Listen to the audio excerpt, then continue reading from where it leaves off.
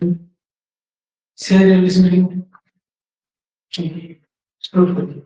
Start start हाँ start now करिए। ठीक है स्टार्ट है रिकॉर्डिंग हो रही है।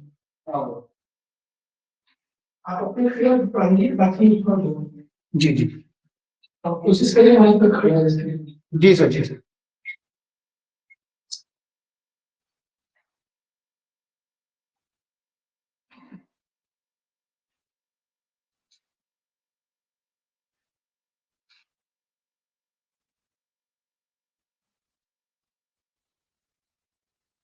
गुड इवनिंग स्टूडेंट, क्या मेरी आवाज आ रही है?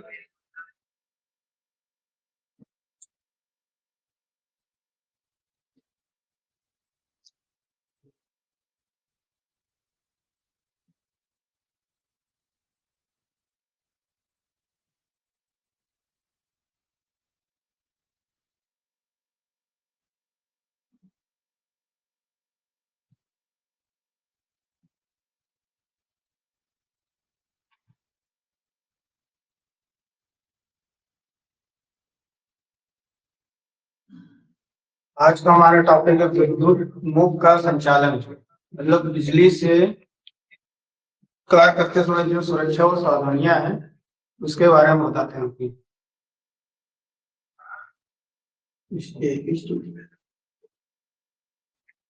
नंबर 1, बिजली खुले तार कटी फटी तारों का प्रयोग नहीं करना चाहिए। ठीक। दूसरा है यदि बिजली या पावर लाइन में खराबी हो तो उसकी सूचना बिजली विभाग को तुरंत दें। और लूज प्लग से टूटे फूटे प्लग का प्रयोग नहीं करना चाहिए, इससे स्पार्किंग होने से आग लग सकती है। बिजली का कार्य हमेशा किसी कुशल कारीगर से करवाना चाहिए। पतली तारों तथा अधिक लोड का पतली तार पे अधिक लोड नहीं डालना चाहिए। जिस मशीन में जिस आवश्यकता के अनुसार तार लगता है वही यूज करना चाहिए। ठीक है। अगर कोई व्यक्ति विद्युत के द्वारा चिपक जाए तो उसे सूखी लकड़ी या डंडे से हटाना चाहिए। विद्युत द्वारा आग लगने पर पानी नहीं डालना चाहिए। ठीक है।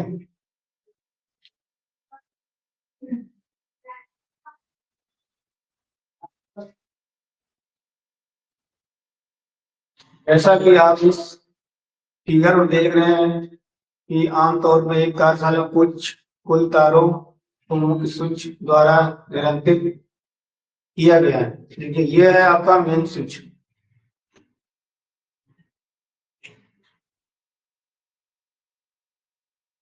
ये आपका मेन स्विच है। जब भी कोई शॉर्ट सर्किट या कुछ ऐसी समस्या है तो पहले मेन स्विच, फिर सब मेन स्विच डिस्ट्रीब्यूटर बोर्ड यानी जो मशीनों में बोर्ड या जो पावर होता है उसको बंद करना चाहिए। ठीक है। मुख्य निरंतर के क्षेत्र का पता लगाने के लिए उप मुख्य स्विच में से एक बंद कर दें। उस संदिग्ध क्षेत्र में रोशनी पंखे और बिजली के बिंदुओं को ऑन करने का प्रयास करें। यदि वे काम नहीं करते हैं तो पंखे द्वारा कवर किया गया क्षेत्र प्रकाश और बिजली के बिंदु सब मेन स्विच द्वारा नियंत्रित होते हैं। एक के बाद एक सब मेन स्विच बंद करें। उनके निरंतर के क्षेत्र का पता लगाए। वायरमैन के अनुभाग की योजना में स्विच के निरंतर के क्षेत्र को चिन्हित करें। यानी कि अगर आपके इलेक्ट्रिक फॉल्ट में जो भी कमी आती है सबसे पहले आप इलेक्ट्रॉनिक मैकेनिक्स को आप सूचना दें। अगर आप जानते हैं कुछ तो कर सकते हैं, नहीं जानते हैं तो उसके बारे में आप अपने अधिकारी को या इलेक्ट्रिक वाले को सूचना दें। एक सुव्यवस्थित कार्यशाला मुख्य स्विच मेन स्विच सब मेन स्विच और वितरण के तरीकों में उनके निरंतर के क्षेत्र को दिखाने के लिए स्पष्ट अंकन होगा। यदि यह नहीं मिलता है तो से अभी, हालांकि आप स्विच के मुक्त उपमुक्त निरंतर के क्षेत्र के बारे में सुनिश्चित नहीं है तो मुक्त स्विच को स्वयं बंद करना हमेशा बेहतर होगा। ठीक है, जैसा कि इस फिगर में दिया, नंबर 2 फिगर में दिया है आयरन प्लेट स्विच फ्यूज इन। जैसा कि आपने देखा होगा घरों में एक कटआउट लगा होता है ऊपर अप डाउन करने वाला, ये वही स्विच है।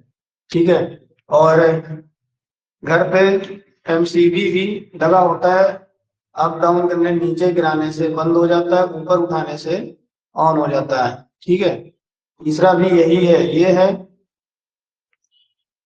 ये भी एक तरह की एमसीबी होती है।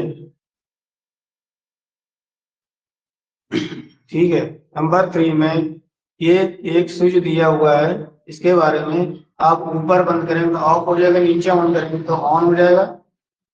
ठीक है,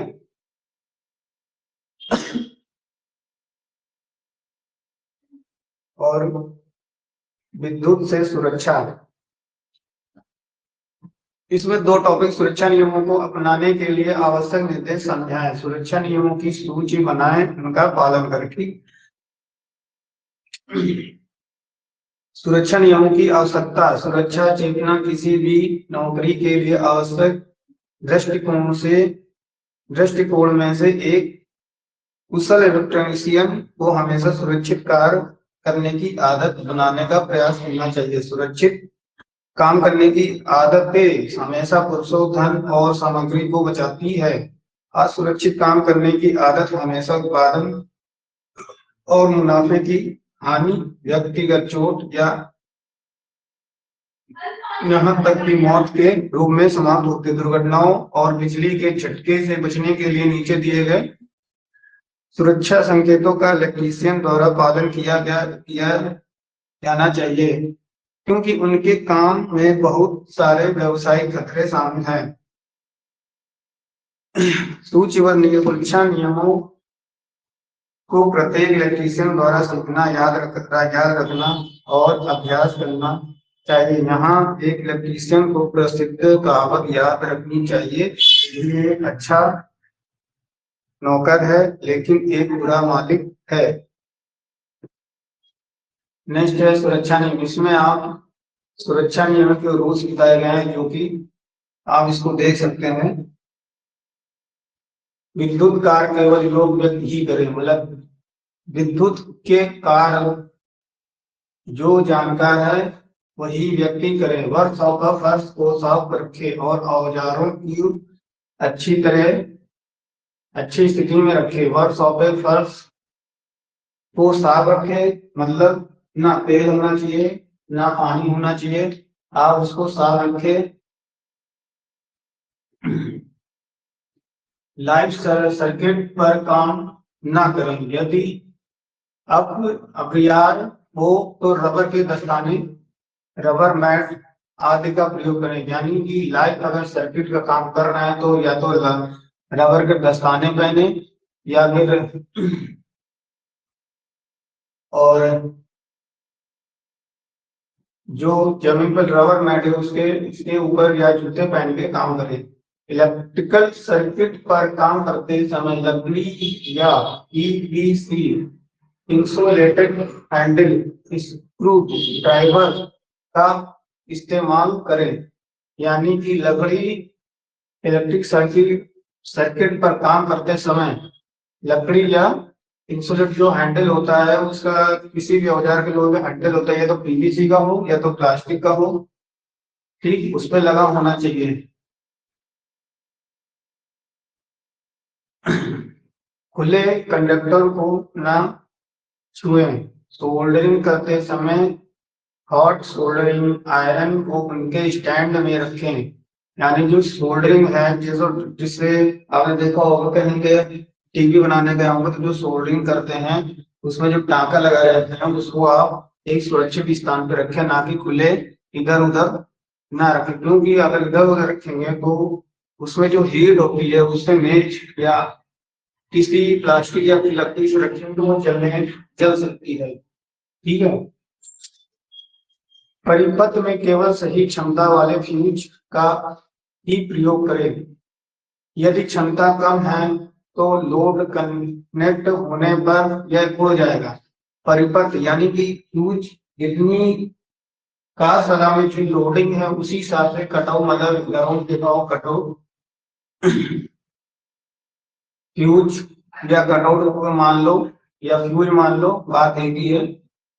उसी हिसाब से आप लोड के अनुसार वो कटआउट लगाए। यदि क्षमता बड़ी है तो यह कोई सुरक्षा नहीं देती और अतिरिक्त धारा प्रवाहित नहीं होने देती। ठीक है। सर्किट स्विच को बंद करने के बाद ही फ्यूज को बदलें या निकालें। ठीक है। सर्किट को यानी कि आप एमसीबी हो या और अगर कोई एमसीबी को बंद करके यानी इलेक्ट्रिक की धारा को, प्रवाह को बंद करने के बाद ही उस स्विच या फ्यूज को निकाल के बदलें। अगर ऐसे आप निकालेंगे तो उसमें करंट आ सकता है या करंट लग सकता है। लैंप को टूटने के लिए और गर्म बल्बों के संपर्क में आने वाली ज्वलनशील सामग्री से बचने के लिए लैंप गार्ड के साथ एक्सटेंशन गार्ड का प्रयोग करें। वर्कशॉप में जो मशीन के ऊपर जो लैंप लगा उसमें जो बल्ब लगे होते हैं उसमें गार्ड का प्रयोग करें। सॉकेट, प्लग और स्विच और उपकरणों जैसे एक्सेसरीज का इस्तेमाल तभी करें जब वे अच्छी स्थिति में हों और सुनिश्चित करें कि उन पर BIS का निशान है। BIS-SI चिन्हित सामान का उपयोग करने की आवश्यकता को मानकीकरण के तहत समझाया गया है। मतलब कि जो भी सॉकेट हैं, स्विच हैं, प्लग हैं, वो मतलब सही है या लोकल क्वालिटी का है कि लगाने से उड़ जाए या खराब हो जाए या उसमें जल जाए। हमेशा ISI होल मार्क का ही इस्तेमाल करें। कभी भी अस्थायी वायरिंग का प्रयोग करके विद्युत परिपथों का विस्तार न करें। कभी भी अस्थायी वायरिंग मतलब ये हो गया जहां पे स्थायी वायरिंग का उपयोग नहीं है वहां पे आप वायरिंग मत करिए। बिजली के सर्किट उपकरणों की मरम्मत करते समय या फ्यूज बल्बों को बदलते समय लकड़ी के स्टूल या इंसुलेटेड सीढ़ी पर खड़े हो जाएं और सभी मामलों में मुख्य स्विच को खोलना या सर्किट को निष्क्रिय करना हमेशा गलत होता है। यानी कि अगर बिजली के सर्किट उपकरण फ्यूज बल्ब को अगर आप बदलते हैं तो आप किसी लकड़ी के तख्ते पे खड़े होके या फिर प्लास्टिक के स्टूल या फिर उस पे खड़े होके उसको बदलें।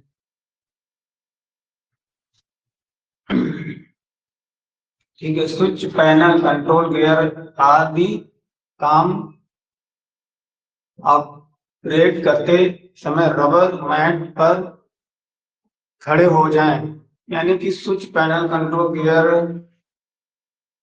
का इस्तेमाल करते समय या तो लकड़ी के तख्ते पे खड़े होकर काम करें या तो कोई रबर सीट की मैट हो उस पे खड़े होकर काम करें। सीढ़ी को स्थिर जमीन पर रखें, मतलब सीढ़ी को एक जगह स्थिर करके, ना कि वो इधर सीढ़ी पे चढ़ने के बाद ना, ताकि वो इधर उधर फिसले ना।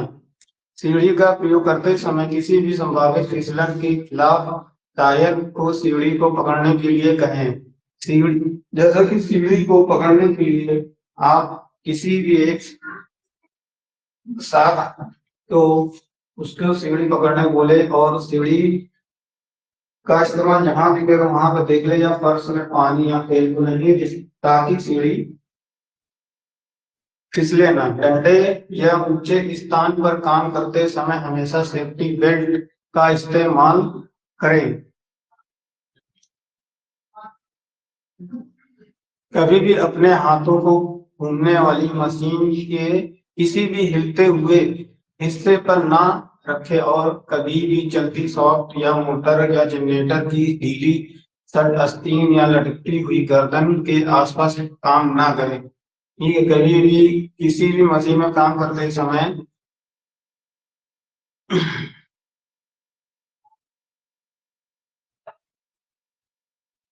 जैसा कि मैंने पहले पिछले सेकंड में बताया कि मशीन में काम करते समय ढीली सट आस्तीन बांध कर काम करना चाहिए, लटकती हुई गर्दन के आसपास ना रखें, मतलब मफलर या और भी कुछ टाइट ना बांधे। संचालन की प्रक्रिया की पहचान करने के बाद ही किसी मशीन या उपकरण का संचालन करें। इंसुलेटिंग प्रोसेलेंट ट्यूब डालने के बाद लकड़ी के विभाजन या फर्श के माध्यम से केबल या डोरियों को चलाएं। विद्युत उपकरणों में कनेक्शन कड़े होने चाहिए। खराब तरीके से जुड़े केबल गर्म हो जाएंगे और आग के खतरे में समाप्त हो जाएंगे।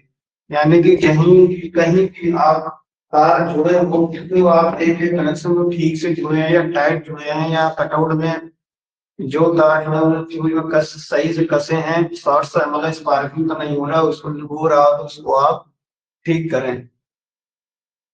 सभी बिजली के उपकरणों के साथ साथ 3 पिन सॉकेट और प्लग के लिए हमेशा अर्थ कनेक्शन का प्रयोग करें। मतलब कि जो 3 पिन सॉकेट होता है उसमें देखा होगा एक सिंगल एक बड़ा सा स्विच सॉकेट दिया होता है, वो केवल अर्थ के लिए होता है। उसमें आप अर्थ जमीन से अर्थ लेके उस पे आप लगा सके, ताकि जो भी इलेक्ट्रिक शॉर्ट जो हो वो अर्थ के द्वारा जमीन पे चला जाता है। डेड सर्किट पर काम करते समय फ्यूज ग्रिड को हटा दें, सुरक्षित अभिरक्षा में रखें और स्विच बोर्ड पर मेन ऑनलाइन बोर्ड भी प्रदर्शित करें। मतलब जो डेड सर्किट है और फ्यूज ग्रिड है, मतलब जो डेड सर्किट या एमसीबी कह लो या फ्यूज कह लो, उसको आप चेंज कर दे। उसकी जो ग्रिड है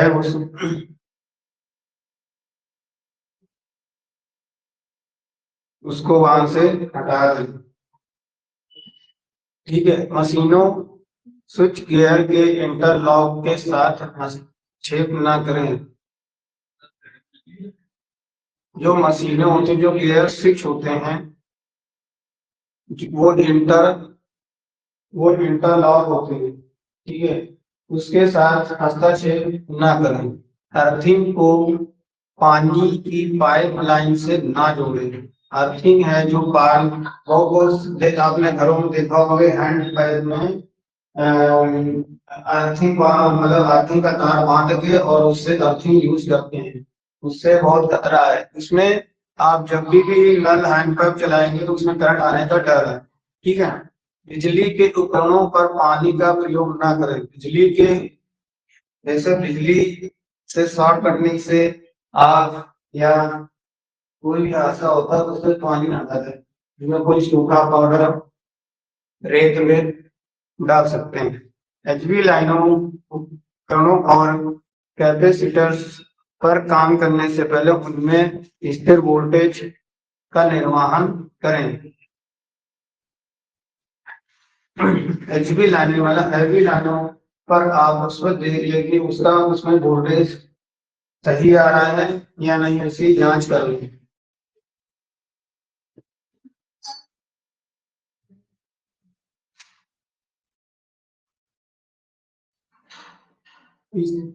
अगला टॉपिक आता है अपशिष्ट सामग्री का निस्तारण। मतलब जो भी वर्षशाला में जो बेकार की चीजें हैं उसको आप एक स्थान बनाने के लिए हटाने, खराब चीजों को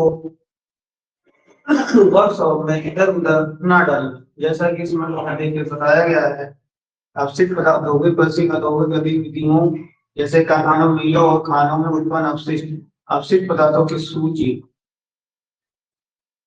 ठीक है। कपास अपशिष्ट, विभिन्न सामग्री के धातु के चिप्स, तैलीय अपशिष्ट जैसे चिकनाई वाला तेल, शीतलक आदि। अन्य प्रसिद्ध चीज जैसे बिजली, कांच आदि। ठीक है। अब अपशिष्ट निपटान के तरीके, मतलब ये है मेथड ऑफ वेस्ट डिस्पोजल।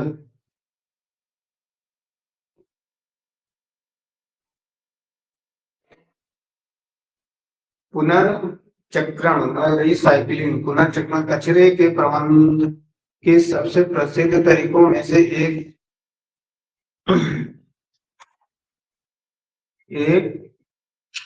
है। यह महंगा नहीं और आपके द्वारा आसानी से किया जा सकता है। यदि आप रिसाइकलिंग करते हैं, आप बहुत सारी ऊर्जा संसाधनों की बचत करेंगे और इस तरह प्रदूषण को कम करेंगे।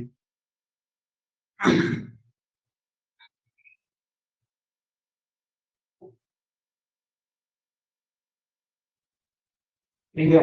जैसा कि फिगर नंबर में मन बताया गया है, देखिए ऑल है, केमिकल है, सोलवेंट है, मतलब कि ये ऑल कॉटन वेस्ट है, मेटल चिप्स है, इलेक्ट्रिक वेस्ट है। इन जगहों की एक स्थिति जो जगह है उन खराब चीजों को एक जगह रखना चाहिए, ताकि वह शॉप में चारों तरफ फैला होना चाहिए। इससे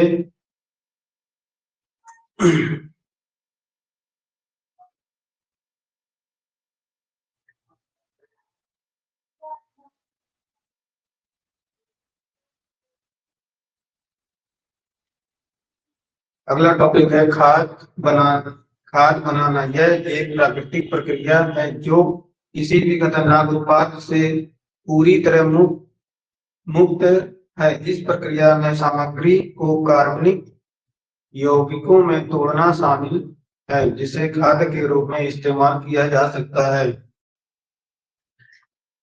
लैंडफिल के उपयोग के माध्यम से अपशिष्ट प्रबंधन में एक बड़े क्षेत्र का उपयोग शामिल है। इस जगह को खुला खोदा जाता है और कचरे से भर दिया जाता है। मतलब यह है जो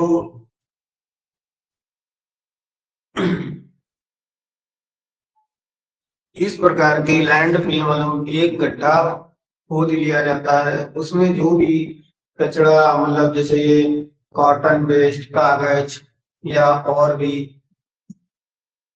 सामग्री हो, उसमें गड्ढे में डाल दें ताकि वो खाद के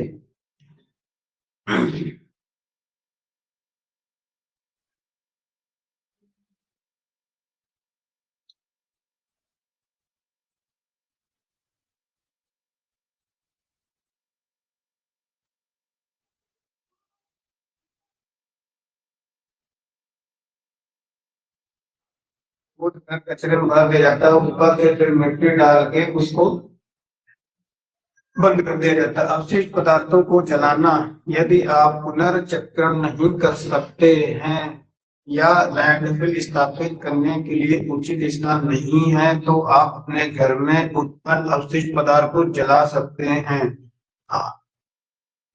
भाप और राख के उत्पादन के लिए उच्च तापमान पर कचरे को निरंतर रूप से जलाना एक पसंदीदा अपशिष्ट निपटान है। यानी कि आपके पास ये दोनों सुविधा नहीं है कि कहीं भी गड्ढा, आसपास जगह नहीं है गड्ढा खोदो, तो आप उसको एक बड़े से बर्तन या कहीं पे भी उसको जला के राख बना के उसको कहीं भी फेंक सकते हैं। अपशिष्ट निकासन का लाभ, कार्यशाला को साफ सुथरा सुनिश्चित करता, स्वास्थ्य पर प्रतिकूल प्रभाव को कम करता, आर्थिक दक्षता में सुधार, पर्यावरण पर प्रतिकूल प्रभाव को कम।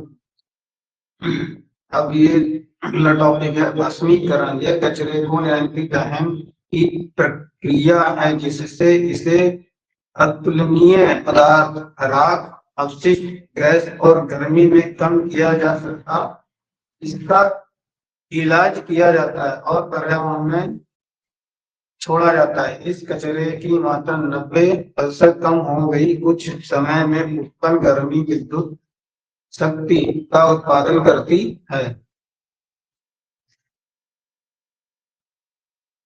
जैसा कि ये देखिए आपके फिगर नंबर 3 में, ठीक है, एक ये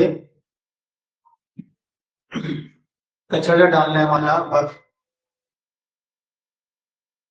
एक तरह की भट्टी बनी हुई है इसको, ठीक है, इसमें कचरा डालकर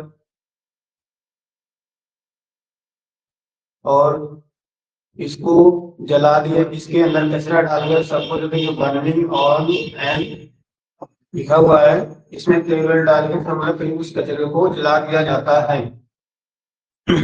और यहाँ से जो ये देखिए जो राख बचती है वो यहाँ से निकाल ली जाती है, ठीक है। टेबल में किया गया कचरा पृथक्करण के लिए डिब्बे के लिए रंग कोड। अब कागज, जैसे कि कागज के लिए एक नीला कलर बनाया गया, प्लास्टिक के लिए पीला बनाया, मेटल के लाल बनाया, ग्लास के लिए हरा बनाया गया, खाद्य पदार्थ के लिए काला बनाया गया, अन्य सामग्री के लिए आसमानी नीला। मतलब ये तरह तरह के जो प्लास्टिक के डिब्बे बनाए जाते हैं उनके कचरे डालने में कागज के लिए नीला बनाया, प्लास्टिक के लिए पीला बनाया, मेटल के लिए लाल बनाया गया, ताकि इसको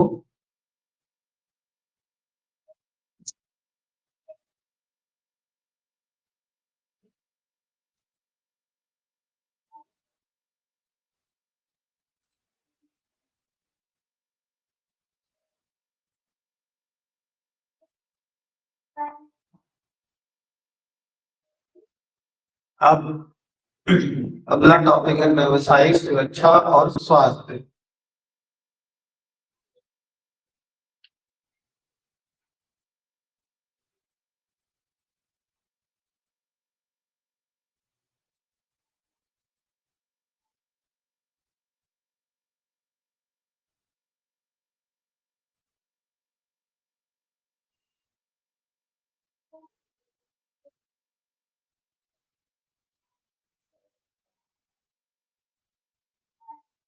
व्यवसायिक सुरक्षा और स्वास्थ्य, व्यवसायिक सुरक्षा और स्वास्थ्य का अर्थ ऐसे कार्य या काम करने की परिस्थितियां जो किसी भी कारण से सुरक्षित हो, जिसके परिणाम स्वरूप जीवन, शारीरिक और मानसिकता या स्वास्थ्य के लिए खतरा पैदा हो या काम के माहौल से संबंधित हो।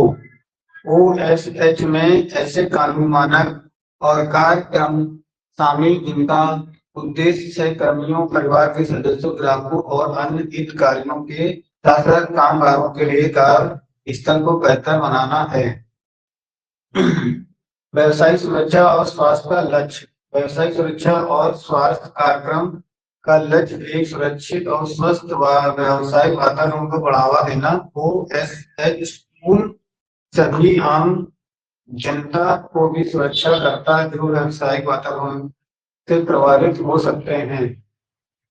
पर्यावरण संबंधी सुरक्षा, पर्यावरण द्वारा को मार्गदर्शन नीतियों और प्रथाओं द्वारा परिभाषित किया गया ताकि यह सुनिश्चित किया जा सके कि आकस्मिक पर्यावरणीय क्षति, आसपास का वातावरण खतरों से मुक्त और जो श्रमिकों और कर्मचारियों की सुरक्षा और कल्याण औद्योगिक संचालन के साथ के निवासियों के साथ रोकथाम की गारंटी देगा।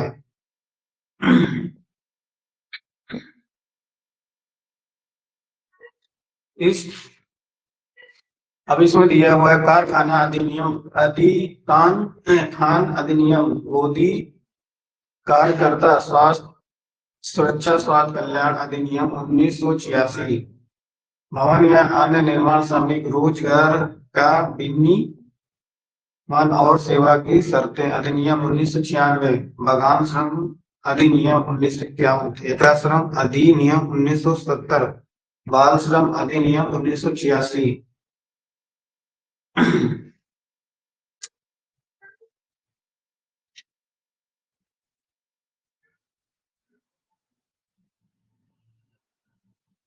इसमें देखिए, इसमें दिया है ऑक्यूपेशन मतलब एक व्यवसाय में सेफ्टी और हेल्थ प्रोग्राम। नंबर 1 नंबर इसमें दिया एनवायरमेंटल कंट्रोल मतलब पर्यावरण का कंट्रोल। तो ये केमिकल सेफ्टी मतलब रासायनिक तरलों से उससे सेफ्टी।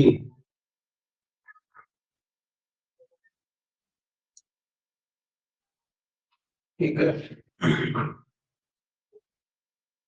व्यवसायिक सुरक्षा और स्वास्थ्य नीतियां अपने आसपास को लेकर जागरूक रहें, सही मुद्रा बनाए रखें, नियमित रूप से ब्रेक लें, उपकरणों का सही इस्तेमाल करें, आपातकालीन विकास का पता लगाएं, असुरक्षित स्थितियों की रिपोर्ट करें, प्रभावी हाउस कीपिंग का प्रयास करें, यांत्रिक उपकरणों का प्रयोग करें, सही सुरक्षा उपकरण पहने, कार्यस्थल पर तनाव कम रखें।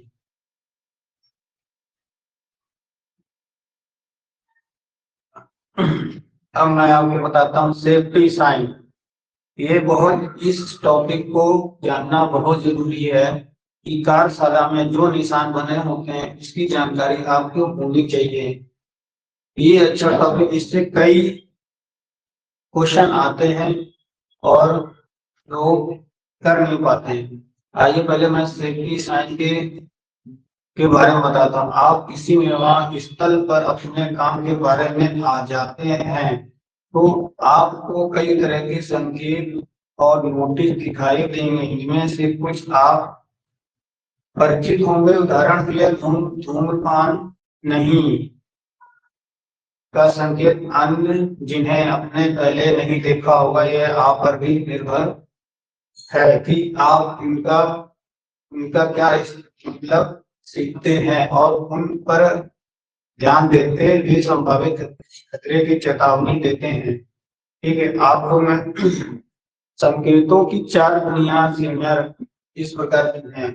ठीक है, नंबर 1 में निषेध संकेत, फिगर 1 में 1 से 5 तक के निषेध है। मतलब निषेध का मतलब आपको इस कार्य को रोकने के लिए मना किया। जैसा कि देखिए, ये एक ये वृत्ताकार वो बना हुआ है और रंग लाल सीमा और क्रॉस सफेद पृष्ठभूमि पर काला प्रतीक होता है। ये मतलब इसमें देखिए सिगरेट बना हुआ है और गोले के उसमें क्रॉस किया हुआ। इसका मतलब है वर्षशाला में आप धूम्रपान नहीं कर सकते हैं। ठीक है, इसमें दूसरे में दिया हुआ है वृत्ताकार। दूसरे फिगर में दिया है अनिवार्य संकेत, मॉनिटरी साइन, यानी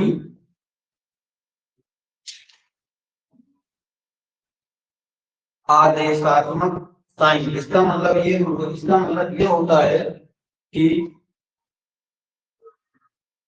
वर्ष और मतलब आपको आदेश दिया गया है कि आप वर्ष इनका आकार गोल होता है, रंग नीला तथा चिन्ह सफेद रंग का होता है। मतलब ये जो गोला है वो नीले कलर का होता है, उसमें जो चिन्ह बना हुआ है ये सफेद होता है। ये आदेश चिन्ह होते हैं। इसमें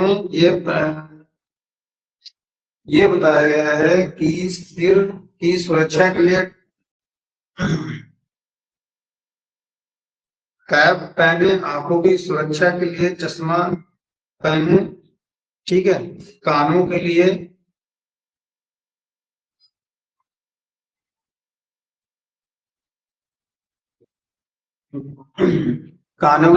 ईयर मफ पहने। देखिए इसमें देखो मैंने साइन अनिवार्य संकेत ये दिया फिगर नंबर 6 में।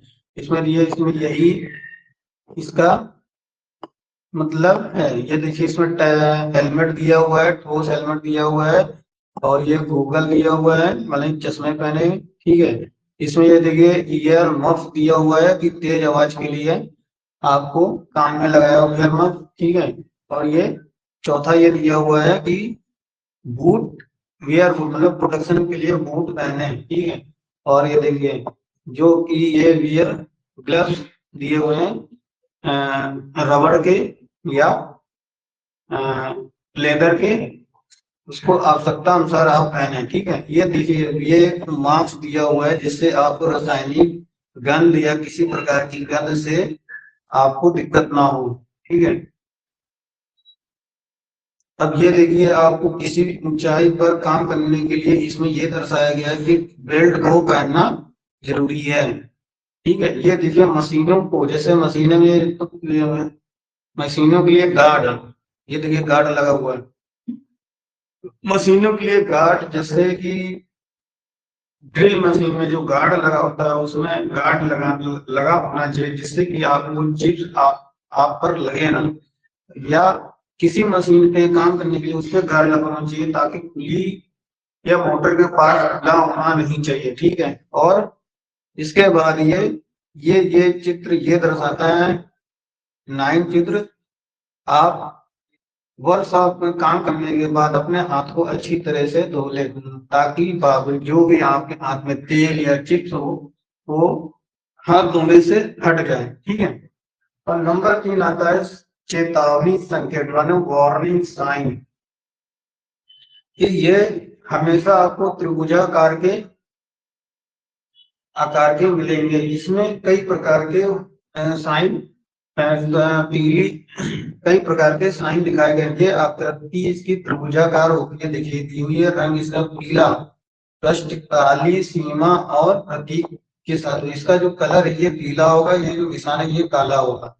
ठीक है, अर्थ संकट अथवा भय सावधान। ठीक है, इसका इसमें बहुत सारे वार्निंग साइन होते हैं, जैसा कि फायर, रिस्क, रिक, और फायर का निशान होता है इलेक्ट्रिक, इलेक्ट्रिक का निशान ये एक आपका इलेक्ट्रिक साइन हो गया। ठीक है, एक होता है इस तरह का होता है, इस तरह का साइन बना होता है त्रिभुजाकार में, एक इसमें हड्डी की तरह बना होता है, देखा होगा, इसको क्या बोलते हैं, डेंजर, बहुत से। ठीक है, और भी सारे कई सारे इसमें त्रिभुजाकार में साइन होते हैं। सबसे मोस्ट इंपोर्टेंट है चौथा सूचनात्मक इंफॉर्मेशन साइन, सूचना संकेत। इसकी आकृति वर्गाकार होती है अथवा आयताकार होती है। ठीक है, रंग हरी, इसकी जो पेस्ट है वो हरे रंग की होती है, और जो प्रतीक है ये सफेद की होती है। ठीक है, सुरक्षा सामग्री की सूचना प्रदर्शित करता है, इसको धारण प्राथमिक सीरीज। इसको बहुत से लोग कहते हैं पेपर मैथ, बहुत से लोग इसको कहते हैं डॉक्टर के, इसलिए इसका मतलब है इसका इंफॉर्मेशन साइन होता है।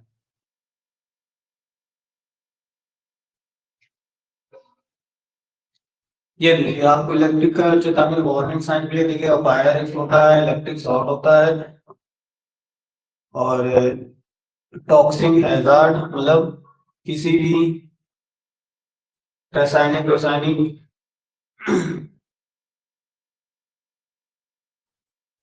ये देखिए कंट्रोल सेवन सब इसमें ये दिया हुआ है, और रिस्क और ओनर्जेनिक radiation, laser beam, risk of explosion, इतने सारे आपके साइन दिए हुए हैं। ठीक है,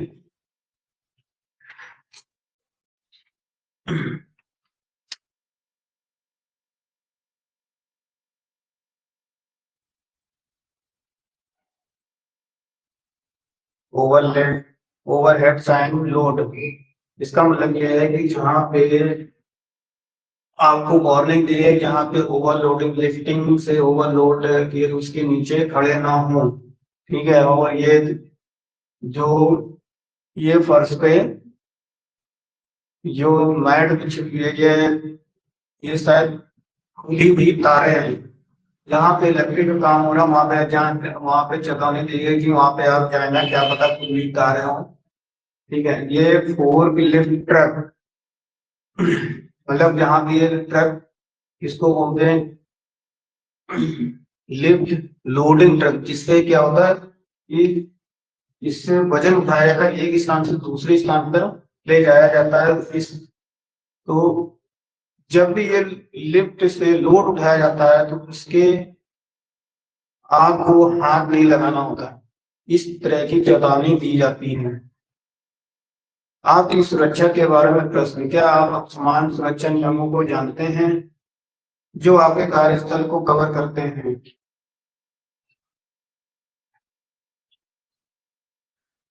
क्या आप सुरक्षा कानूनों से परिचित हैं जो आपको विशेष कार्य को नियंत्रित करते हैं? क्या आप जानते हैं कि खुद को, अपने हाथ काम करने वाले और आम जनता को खतरे में डाले बिना अपना काम कैसे करना है?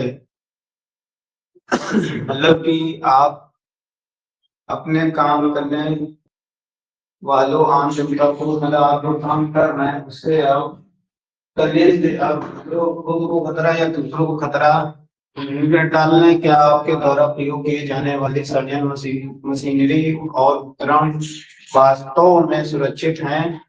क्या आप जानते हैं कि इनका सुरक्षित उपयोग कैसे करें और उन्हें सुरक्षित स्थिति में कैसे रखें? मतलब जो मशीनरी उपकरण है, वस्तुओं को सुरक्षित जगह पे रखें जहां उसकी उपयोग जगह बनाई, सुरक्षित जगह बनाई गई है। क्या आप सही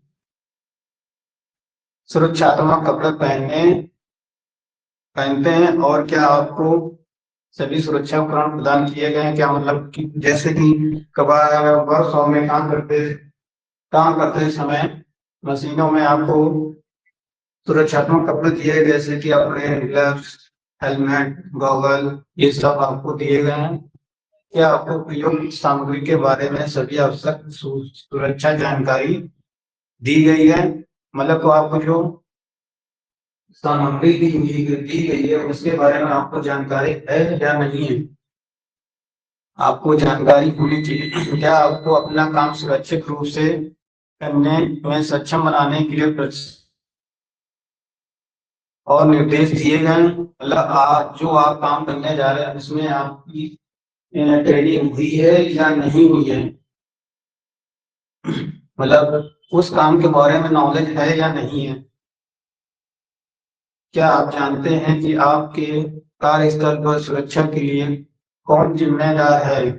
मतलब आप जो काम करने जा रहे हैं उसकी जो दुर्घटना, आपकी आपको सुरक्षा के लिए कौन जिम्मेदार है? मतलब आपको एक आपका इंचार्ज या आप या फैक्ट्री के मालिक जो भी हो उसके जिम्मेदार हैं या नहीं? क्या आप जानते हैं कि नियुक्त सुरक्षा प्रतिदिन प्रतिनिधि है?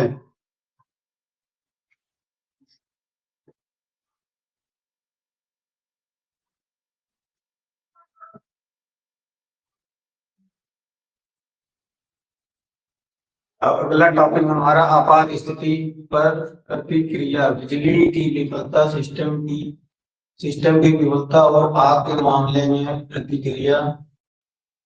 बिजली की विफलता, सिस्टम की विफलता और आग, इसमें हमेशा आपको ये बताया गया है कि एक फ्लैश लाइट, मतलब जो भी आप वर्कशॉप में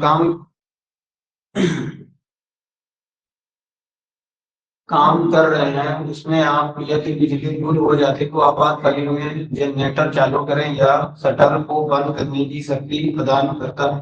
जो पहली प्राथमिकता है, जनरेटर यूपीएस और क्रायोजेनिक कंप्रेसर को भी चालू रखेगा। ये एक फ्लैश लाइट प्राप्त करें, मतलब पावर ट्रांसमीटर स्विच के लिए देखें और कुंडली दबाकर समान पावर को इमरजेंसी पावर पर स्विच करें। चेक करें कि फ्यूल बॉल खुले हैं या नहीं, बॉल खोले हैं। यह देखने के लिए जांचें कि जनरेटर पर मुख्य ब्रेकर स्विच बंद स्थिति में है या नहीं। जनरेटर के स्टार्ट स्विच को चालू स्थिति में ले जाएं, इंजन एक बार में शुरू हो जाएगा। इंजन को गर्म करने के लिए कुछ मिनट समय दें। सभी गेज, दबाव, तापमान, वोल्टेज और प्रवृत्ति की जांच करें। फ्रंट पैनल पर ऐसी लाइन और रेडी ग्रीन लाइन चेक करें।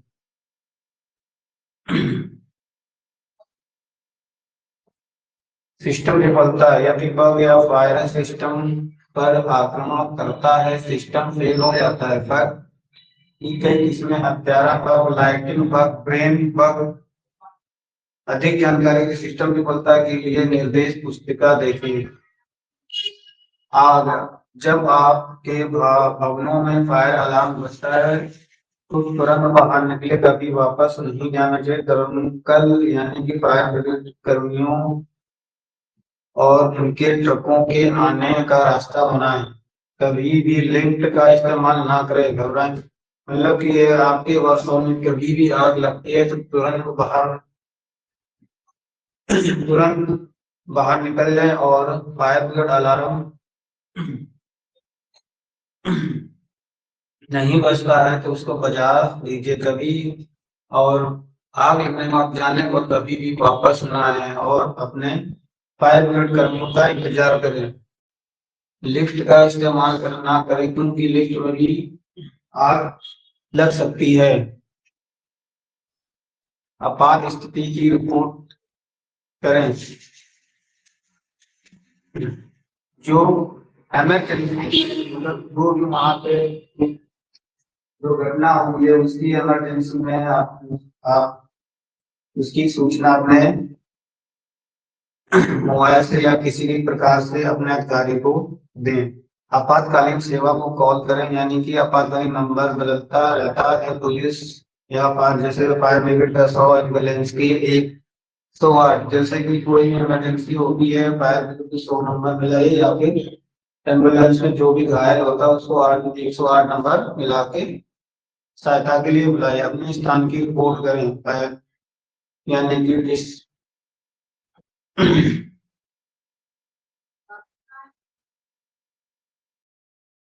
अपने स्थान की रिपोर्ट करें, मतलब जो भी फायर ब्रिगेड हो या एम्बुलेंस हो उसकी कार्यशाला का एड्रेस सटीक बताए ताकि वो जल्द से जल्द पहुंच सके और रास्ते में किसी भी प्रकार की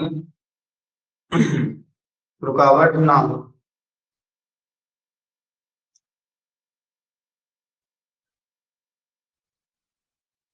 इसमें गृह हाउस कीपिंग का अर्थ, हाउस कीपिंग में शामिल चरण की सूची बनाएं। गृह व्यवस्था, फ्लोर की सफाई, रोजाना साफ गंदगी, साफ और कबाड़ के सिंचाई से मुख्य रूप से मशीनों की सफाई की अच्छी तरह साफ रखने के लिए दुर्घटना को कम करें, यानी कि मशीन को साफ सुथरा रखें, फर्श को साफ सुथरा रखें। साफ और मशीनों में फ्लैट गार्ड का उपयोग और ट्रे इकट्ठा करें। स्क्रैप का निपटान, डिस्पोजल और इस संबंधित कंटेनरों से नियमित रूप से खाली स्क्रैप अवयव स्वीकार। औजार भंडार, यानी संबंधित औजार के लिए विशेष स्क्रैप होल्डर, या जो भी मशीनों में टूल्स टूल्स रखने की जो जगह होल्ड बनाया गया, होल्डर बनाया गया, उसमें आप रखें। ठीक है। औजार भंडार, टूल स्टोरेज, संबंधित औजार के लिए विशेष रैक होल्डर। भंडार स्थान, संबंधित वस्तुओं के लिए भंडारण क्षेत्रों की पहचान करें। गैंगवे में कोई भी सामग्री ना छोड़े। फाइलिंग के तरीके, प्लेटफॉर्म पर ओवर ना करें और सामग्री को सुरक्षित ऊंचाई पर रखें। मतलब यह है कि जिस प्लेटफॉर्म में आप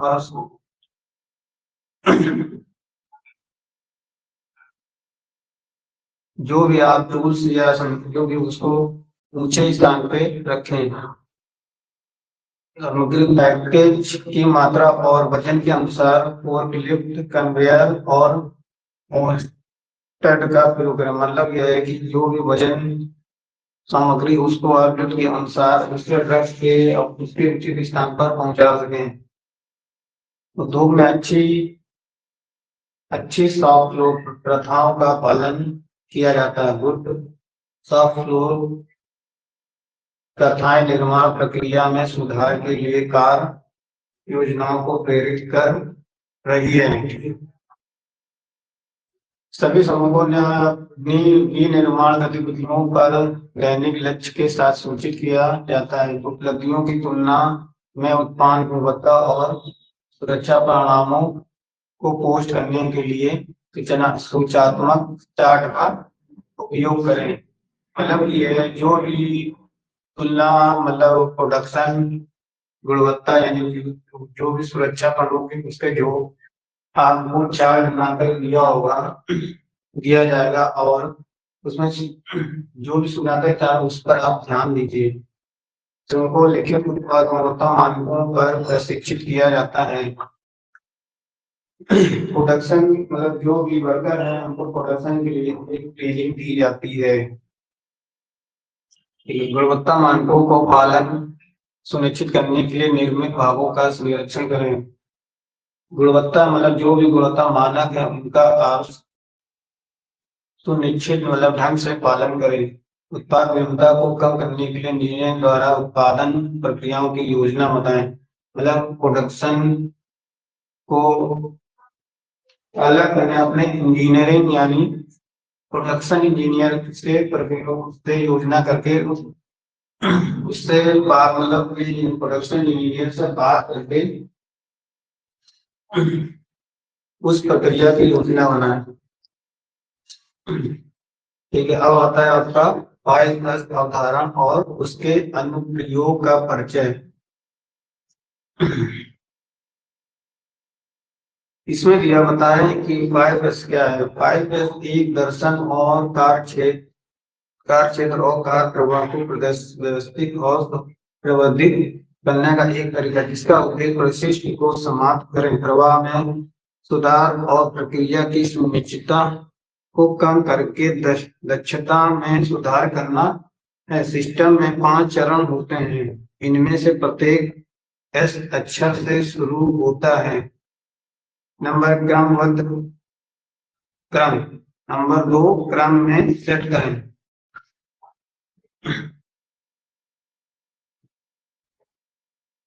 नंबर 3 चमक। नंबर 4 मानकीकरण। नंबर 5 बनाए रखें। नंबर, इसमें ये देखिए, इसमें 5 चरण दिए गए। पहला स्टेप ये है, अब स्टेप 5 से फिगर नंबर 5 ये जापान से लिया गया है। मूल शब्द जापानी में थे, इसलिए 5 चरणों में प्रत्येक के लिए अंग्रेजी अनुवाद विभिन्न हो सकते हैं। हालांकि मूल विचार और उनके बीच के संबंध को समझना आसान है।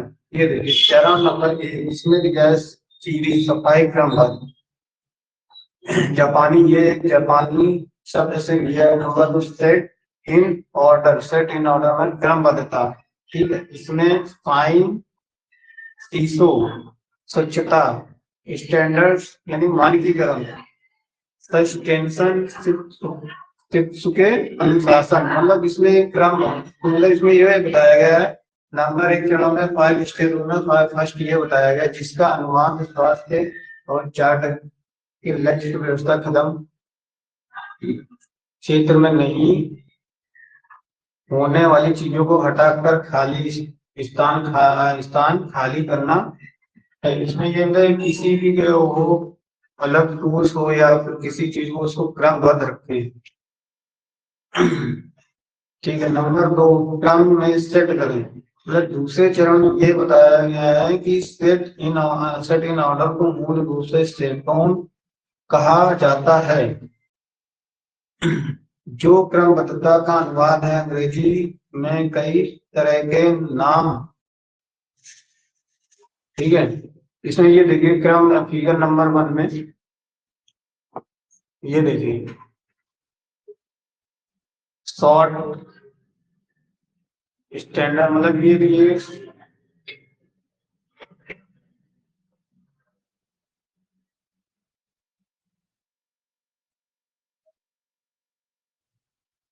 स्टोन और short, set in order, standard and sign.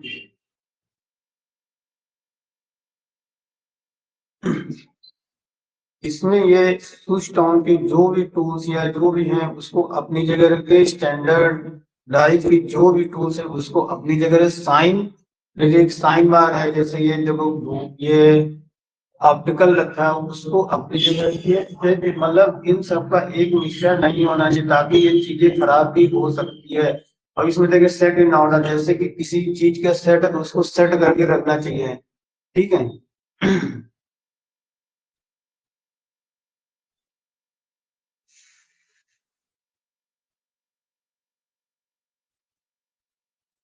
क्रम में सेट के कार्यान्वयन तक एक नक्शा बनाएं और फिर उसे लागू करें। पहले कार्यस्थल को भौतिक रूप से व्यवस्थित करें और फिर उसका नक्शा तैयार करें।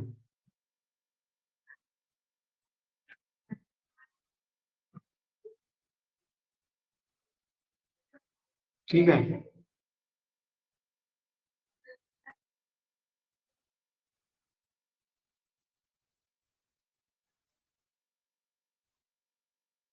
जैसे जैसे ही आप जाते हैं, नक्शा विचारों का प्रशिक्षण करना, जो अच्छा काम करता है उसे लिखें। इसमें देखिए तरह तरह के टूल्स आपको एक अच्छी जगह से अच्छी तरह से रखे दिखाई दे रहे हैं। इसी तरह को फिगर नंबर 3 में ये बताया गया है। इसे इस प्रक्रिया को मतलब ये बताया गया है कि आपको किसी भी टूल को आसानी से एक संगठन के दूसरे मतलब आसानी से आपको टूल मिल सके, आपको इधर उधर ना ढूंढना पड़े। तीसरा है साइन। तीसरा फाइव, इसका तीसरा चरण है सीसो, इसका अर्थ दक्षता, जबकि पहले और दूसरे चरण ने अंतरिक्ष को साफ किया और दक्षता के लिए क्षेत्र की व्यवस्था की। यह कदम गंदगी और जमी हुई गंदगी पर हमला करता, जो अनिवार्य रूप से अव्यवस्था के नीचे बनता है और इसे वापस आने से रोकने के लिए काम करता है। फिगर नंबर 4 में यह दिया स्वच्छता के लिए एक बाल्टी और झाड़ू दिया, यानी कि इस साइन में यह बताया गया है कि आपको वर्कशॉप में अपने स्वच्छ वाले मतलब या किसी तरह या किसी तरह के मतलब आपको मतलब मशीन में कार्य करते समय आपके आस पास का आपके वातावरण को साफ या सुरक्षा साफ या सुथरा रखना चाहिए। नंबर चरण मानकीकरण, स्टैंडर्डाइज। चौथा चरण मानकीकरण यह है कि ये सी केट्सु, जिसका अर्थ है जिम्मेदारी सौंपे प्रगति को ट्रैक करें और चक्र जारी रखें। मानकीकरण किया जा रहा है कि कहाँ किसके द्वारा किया जा रहा है, यह लिखकर आप नई प्रथाओं और सामान्य प्रक्रिया में शामिल कर सकते हैं। दीर्घकालीन परिवर्तन का मार्ग प्रशस्त करता है। ये देखिए फिगर नंबर आपने 5 को ये दिखाया गया है, ठीक है। मानकीकरण के लिए उपकरण 5 चेकलिस्ट, नौकरी चक्र चार्ट, प्रक्रिया टेबल और संकेत, ठीक है। कार्यक्रम 5वां चरण चरण सस्टेन या सुकेश, जिसका शाब्दिक अर्थ अनुशासन या विचार निरंतर प्रतिबद्धता, आपके द्वारा लिए गए निर्णयों का पालन करना और चल रहे क्रम में लगातार 5 के पिछले चरणों को लौटाना महत्वपूर्ण। मतलब फिगर नंबर 6 में यह आपको बताया गया, आपको डिसिप्लिन से ये रहना। मतलब ये जितने आपको फिगर नंबर जो दिए हैं आपको हर वर्कशॉप में दिखाई देंगे। इसका मतलब आप समझ जाइएगा कि टूल्स इस डिसिप्लिन से मतलब अपने वर्कशॉप में टूल्स एक जगह रखें, अपने वर्कशॉप में कहाँ वर्कशॉप की साफ सुथरा रखें और डिसिप्लिन बना के रखें, ठीक है। 5S कार्यक्रम को बनाए रखने का मतलब अलग अलग कार्य स्थानों में अलग अलग चीजों हो सकता है, लेकिन कुछ तत्व ऐसे हैं जो सफल कार्यक्रमों में आम है। संचालन, सारा मैनेजमेंट सपोर्ट, विभाग के दौरे, डिपार्टमेंट टूर, अगर अद्यतन प्रशिक्षण, अपडेट ट्रेनिंग, प्रगति लेखा प्रशिक्षण, प्रोग्रेस ऑडिट, प्रदर्शन मूल्यांकन, परफॉर्मेंस एवोल्यूशन। मतलब संचालन मैनेजमेंट जो सपोर्ट है, जैसे कि इन कामों के लिए आपको मैनेजमेंट का सपोर्ट लेना चाहिए, विभाग के डिपार्टमेंटल मतलब हर डिपार्टमेंट का टूर करना चाहिए, हर डिपार्टमेंट का टूर करना चाहिए। जो भी आपके डिपार्टमेंट वो वर्कशालों में जाके एकदम ये सब 5 स्टेप रूल जो चेक करते हैं और अपडेट ट्रेनिंग मतलब जो वर्कशॉप में वर्कर जो हैं वो उनकी ट्रेनिंग को अपडेट मतलब समय समय पे उनको टेक्निकल जानकारी दी जाती है। प्रगति लेखा परीक्षा मतलब प्रोग्रेस ऑडिट मतलब कभी कभी आपकी स्किल वर्कर को आपकी स्किल के नॉलेज के बारे में एक बार टेस्ट लिया जाता है। प्रदर्शन मूल्यांकन परफॉर्मेंस एवेल्यूएशन मतलब कि आपके जो आपने प्रदर्शन मतलब परफॉर्मेंस किया है उसका आपका मूल्यांकन किया जाएगा।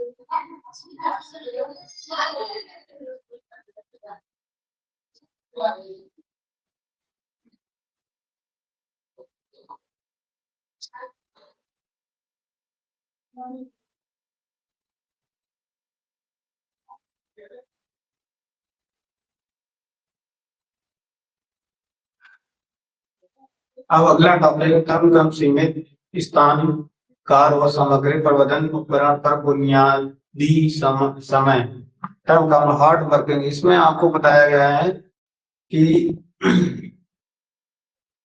का कम का निर्माण रख रखाव मरम्मत गतिविधियों के लिए forging gas cutting welding soldering और ब्रेजिंग ऑपरेशन के रूप में परिभाषित किया गया है।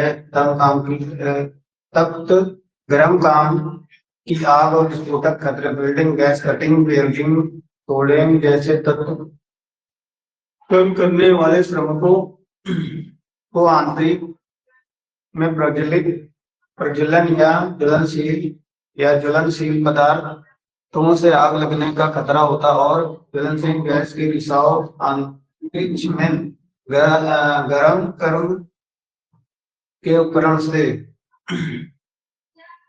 एक सीमित स्थान में प्रवेश का अस्तित्व के लिए सीमित या प्रतिबंधित साधन भी होते हैं और निरंतर अधिभोग के लिए डिजाइन नहीं किए गए जाते। इसमें टैंक जहाज साइलो भंडार डिपो हॉपर वॉल्ट गड्ढे महफूज सुरंग उपकरण आवास डक वर्क पाइपलाइन आदि शामिल है लेकिन इन्हीं तक सीमित नहीं है।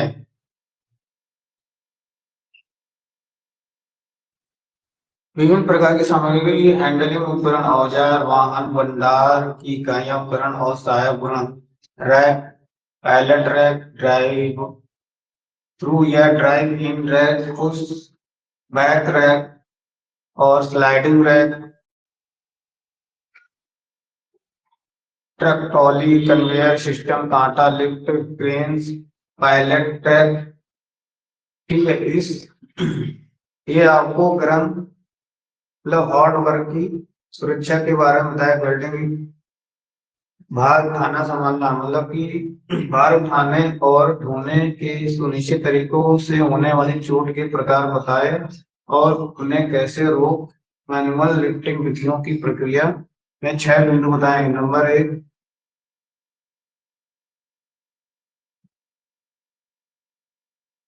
कट और घर्षण।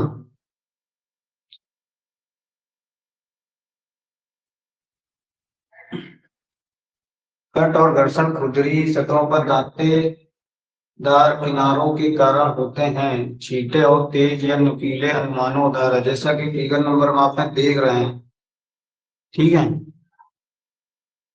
चमड़े के हाथ के दस्ताने आम तौर पर सुरक्षा के लिए पर्याप्त, लेकिन यह सुनिश्चित करने के लिए भार की जांच की जानी चाहिए, क्योंकि बड़े या भारी भार में शरीर का संपर्क भी शामिल हो सकता है।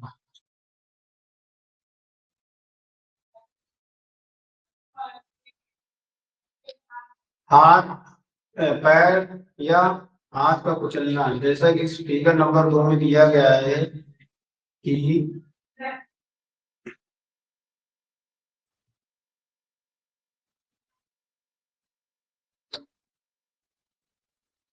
स्टील जो भी वर्कशॉप में जो भी आप पहने उसके जूतों में स्टील टोप लगा हुआ है कि नहीं है, जिससे कि आपके बाहर गिरने से पैर में चोट ना लगे। मांसपेशी, ठीक है, तो मांसपेशियों और जोड़ों में खिंचाव। इसमें आपको ये बताया गया है कि आप जो भी भार रीढ़ की हड्डी में सीधा रखने की तुलना में गोलाकार पीठ पर तनाव लगभग 6 गुना अधिक हो सकता है। स्टूप लिफ्टिंग का उदाहरण दिखाया गया, इसमें ये दिखाया गया कि आप कभी भी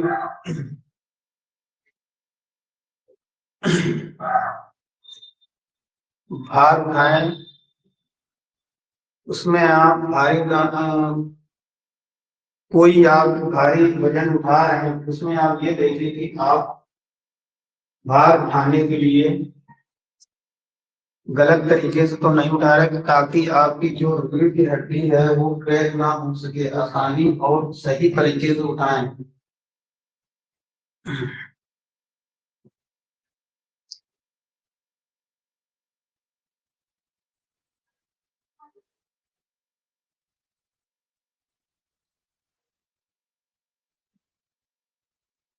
सही मैनुअल उठाने की तकनीक, यात्रा की दिशा का सामना करते हुए भार को वर्गाकार रूप से देखें। लिफ्ट को भारोत्तोलक के साथ संतुलन बैठने की स्थिति में शुरू करना चाहिए। पैरों को थोड़ा अलग करके और भार को शरीर के पास रखा जाना चाहिए। सुनिश्चित करें कि सुरक्षित फर्म हैंड ग्रिप प्राप्त की गई है। वजन लेने से पहले पीठ को सीधा किया जाना चाहिए।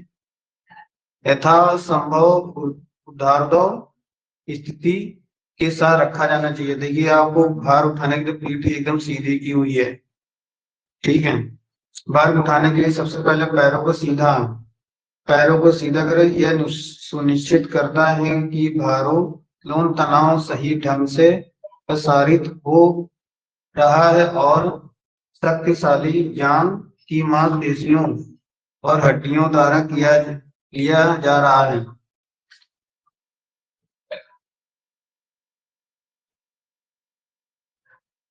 देखिए, इसमें दिया है फिगर नंबर 5 में दिया, सीधे आगे देखें। सीधा करते समय भार पर नीचे नहीं और पीठ को सीधा रखें। यह बिना झटके या तनाव के एक सहज प्राकृतिक गति सुनिश्चित करेगा। मतलब ये जब भी आप भार उठाएं, आपको पैर को सीधा करके पीठ को सीधा, एकदम झटके से ना उठाएं, कि आप झटके से ना उठाएं, ना कि झटके से उठाने से आपकी कमर में मोच या सर पे शरीर में किसी भी प्रकार की मोच आ सकती है। लिफ्ट को पूरा करने के लिए शरीर के ऊपरी हिस्से को ऊर्ध्वाधर स्थिति में उठाएं। जब भार किसी तरीके की अधिकतम उठाने की क्षमता के करीब होता है, उसे सीधा करने से पहले कूलों पर थोड़ा भार को संतुलित करने के लिए झुकना आवश्यक है। मतलब ये कोई भी आप भार उठा रहे हैं, नीचे से पहले आप थोड़ा उठाएं, फिर उससे आप कंधे को अपना संतुलित रखें, उसके बाद ये उठाएं। देखिए, फिगर नंबर 6 में यही समझाया गया है। लोड को कम करना है। सुनिश्चित करें कि क्षेत्र में किसी भी बाधा से मुक्त, मतलब आप लोड उठा रहे हैं, अगर आप लोड ज्यादा रख, पैर को टेढ़ा करके थोड़ी देर उसमें रख के उसका भार उठाने को पीठ स्थिति को मोड़े, पीठ और सिर को सीधा रखते हुए सीधे आगे की ओर देखें। भार पर नीचे नहीं, निचली अवस्था के अंतिम चरण के दौरान कोहनियों को जांघों पर टिका देना सहायक हो सकता है। मतलब जो भी है आपका भार ज्यादा लग रहा है तो अपने आप को घुटने पे थोड़ी देर से भार को उठाएं।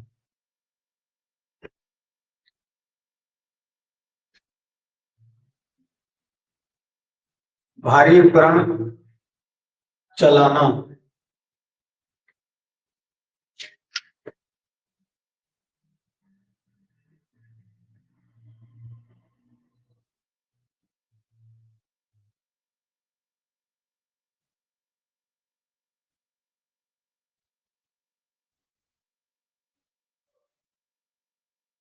ठीक है, जैसा कि क्रेन सीलिंग का प्रयोग करना चाहिए, इस विधि में प्रयोग देखो फिगर नंबर में आपको यह दिया गया है कि जब भी भार को उठाया और स्थानांतरित किया गया है, एक स्थान से दूसरे स्थान पर लिए गया है, तो उसमें क्रेन की सुविधा उसमें दी गई है। किसी भी कट, घर्षण, घिसाव या जंग के लिए स्टील की रस्सी की सीलिंग की जांच कर लें। मतलब जो वेट लिफ्टिंग जो भार उठाने वाली चीज है उसको आप जो लोहे की रस्सी है उसकी आज जांच कर ले कि ताकि जंग या टूटने लायक तो नहीं है। बिंच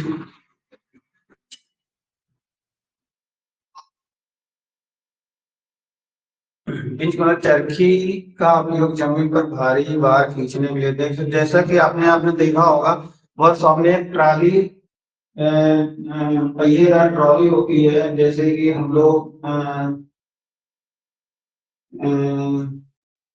ट्रेडर्स की दुकान में देखा होगा जो ईंटें मोहरंग आपके घर में पहुंचाते हैं, वो ठिलिया जिसको बोलते हैं ठिलिया, उसमें आपने देखा होगा उसमें भारी वजन लेके इधर एक स्थान से दूसरे स्थान से पहिए लगे होते हैं, एक स्थान से दूसरे स्थान तक पहुंचाया जाता है। जैसे कि इसमें देखिए लगा ये एक ट्रालीदार ठिलिया है जिस पर रख के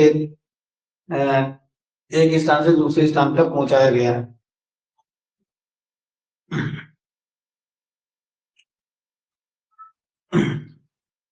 वही एक एक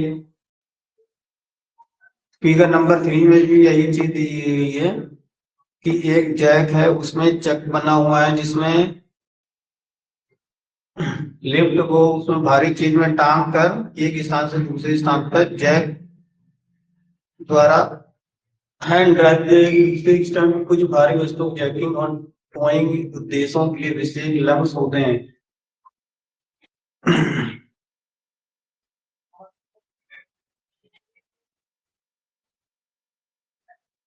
सुरक्षा विचार। किसी भी चरखी का उपयोग करने से पहले जांच ले कि ब्रेक और शाफ्ट तंत्र कार्यक्रम में है। अभ्यास करें कि ब्रेक का उपयोग कैसे करें।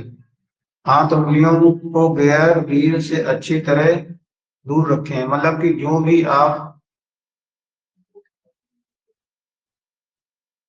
जैसे ये चेक गियर है, ये सब जो इसमें लगा हुआ है, ये जो गियर लगा हुआ है उसको आप हाथ और उंगली से दूर रखें। अगर यहाँ पे हाथ या उंगली किसी प्रकार से रह जाएगी तो आपका हाथ कटने का डर है। बियरिंग और गियर को जैसे कि इसमें जो कि बियरिंग लगी होती है और गियर लगे, इसमें आप तेल डालें ताकि आपकी जो चरखी है आसानी से चले। Moving platform. इसमें दिया हुआ है ये उद्योग में भारी उपकरणों को स्थानांतरित करने के लिए बनाया गया। इस विशेष उपकरण का फिगर नंबर 4 ट्रांसफार्मर को लोड करने की विधि दिखाता है। आइए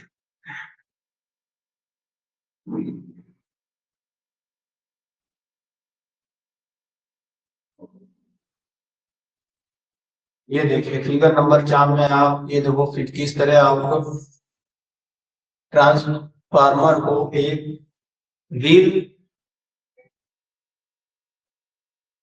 वाली गाड़ी में, मतलब पहिए वाली गाड़ी में किस तरह से रखा जा रहा है। ठीक है, और ये देखिए नीचे जैक लगा हुआ है, इसको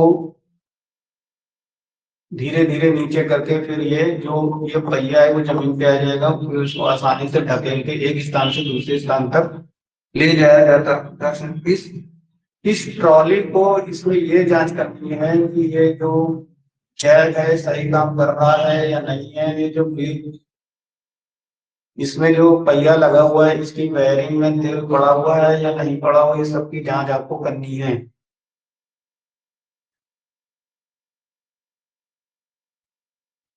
ठीक है, इस तरह के भार के एक सपाट तल वाले फूस या गोल सलाखों पर टिकी है। देखिए जैसे कि कोई भी हो, आप भारी में किसी चीज की आपको सुविधा नहीं मिल रही है, तो आपको क्या करना है, कोई भी इंतजाम नहीं है तो आपको क्या करना है। देखिए इसमें क्या हुआ, देखिए लोहे की जो रॉड दी है, ठीक है, इसमें आप एक लकड़ी का गुटका रख के उस पे आप भारी वजन को रख के एक स्थान से दूसरे स्थान तक ढकेलते हुए जो ये जो लोहे की रॉड है ये एकदम पहिए की तरह रोल करेगा।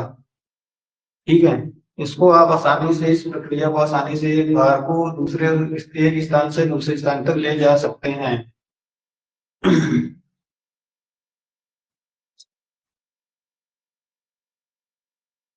ठीक है, फिगर नंबर देखिए, फिगर नंबर 6 में दिखाया गया अनुसार इस क्राउ बार का उपयोग करके लोड को स्थानांतरित करें। क्राउ बार को पायलट के अंत में एक कोण और जमीन पर एक मजबूत पकड़ के रखें। दिखाए गए अनुसार बार के शीर्ष पर बल लागू करें। मतलब इसमें यह दिखाया गया है कि एक तरफ इसमें ये भी एक तरह की ट्रॉली है, इसमें पहिए लगे हैं।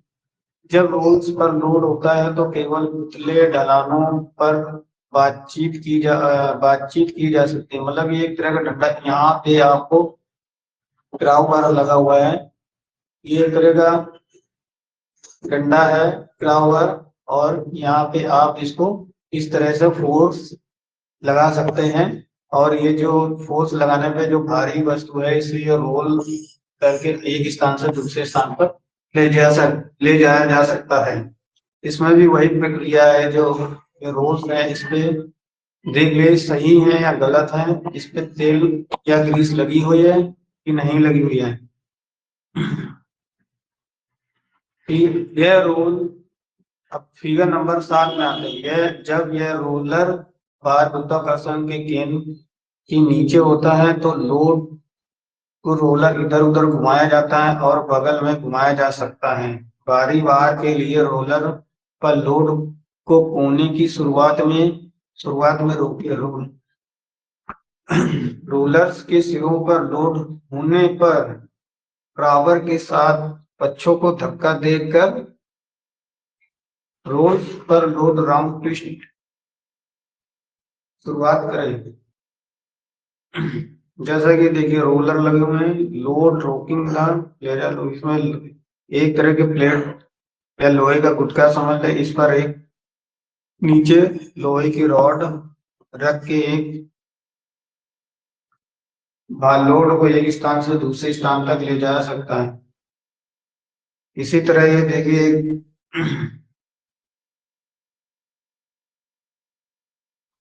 फिगर नंबर 8 में भी यही है, जैसा कि फिगर नंबर 6 में दिया गया था। उसमें इसमें भी एक तरह के प्लेट है और क्राउ बार है। ये यहाँ पे एक फोर्स लगाया गया है, धक्का मार के एक स्थान से दूसरे स्थान तक ले जाया गया है।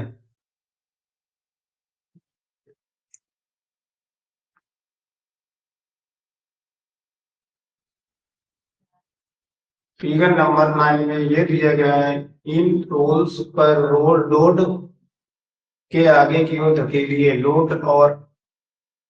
लोड को और अधिक गोल और मुक्त रोलर को लोड के सामने और एक कोण पर रखे। मतलब कि जैसा कि जिस तरह की जो ये रोलर है इस पर अगर आप भारी सामान रख लाएं तो एक दिशा में रखना। अगर कोई भी अगर आपने रोलर्स की या धक्का मार के कोई दिशा चेंज हुई तो ये एक रोलर जो है निकल के बाहर आ सकता है और आपको ये ये किसी भी भारी सामान को वहां ले जाने में दिक्कत हो सकती है।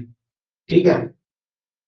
नंबर 10 की फिगर में ये दिया, पैकिंग को फर्श पर रखें और लोड के नीचे ढकेलिए। उंगलियों को भार के निचले किनारों पर फर्श की अच्छी तरह दूर रखें और इसे पार्श्व चेहरे से पकड़े रहें। ठीक है। मतलब इस रोल में ये है लकड़ी के गुत्ते के सहारे, जैसे जो लकड़ी के गुत्ते होते हैं उस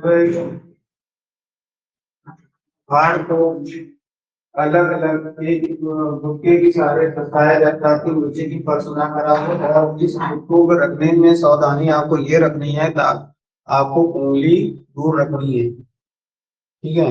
और ये जो दिया है इसको क्या बोलते हैं, किसी भी लोहे की राड से या सब्बड़ बोल लो, उसके द्वारा ये धकेला जाता है। फिर फिर आगे लकड़ी का गुटका लगाकर फिर इसको ढकेले। इस तरह से आप इस भार को एक स्थान से दूसरे स्थान तक ले जाया सकता है। भार उठाना। फिगर नंबर 11 में ये दिया, एक लिफ्ट के द्वारा एक लोहे की चैन बनी हुई है, इसमें बांध के एक क्रेन में बांध कर अच्छी तरह लोड को बांध कर एक स्थान से दूसरे स्थान पे पहुंचाया गया है। इसमें यह ध्यान देना है कि क्रेन का जो हुक है ये सही काम कर रहा है या सही है या नहीं है। जंजीर पे ध्यान देना है, जंजीर कहीं से टूटी तो नहीं है जो भार के लोड को सहन ना कर सके और जो टूट जाए। फिगर नंबर वाला में ये दिया है कि जांचे की क्रेन और लोड के रास्ते में कोई बाधा नहीं है।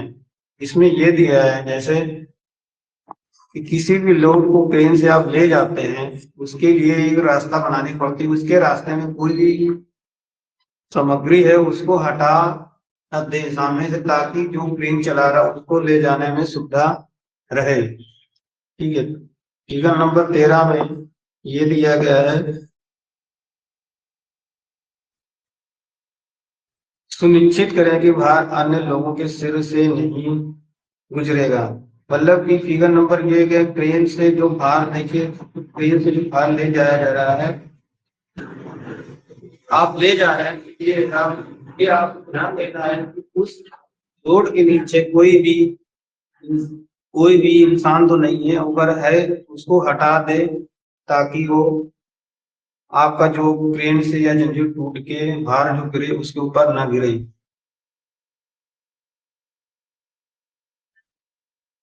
और जो भी क्रेन से लोड जो उठा के ले जाए उससे आपको सबको बताते रहें कि आप दूर हटे।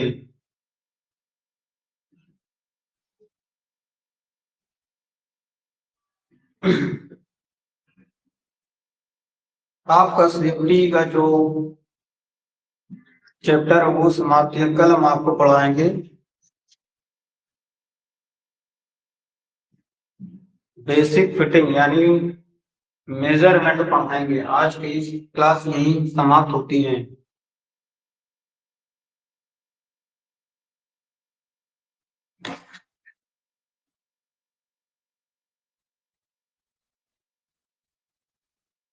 किसी भी स्टूडेंट को ना समझ में आए वो पूछ सकता है।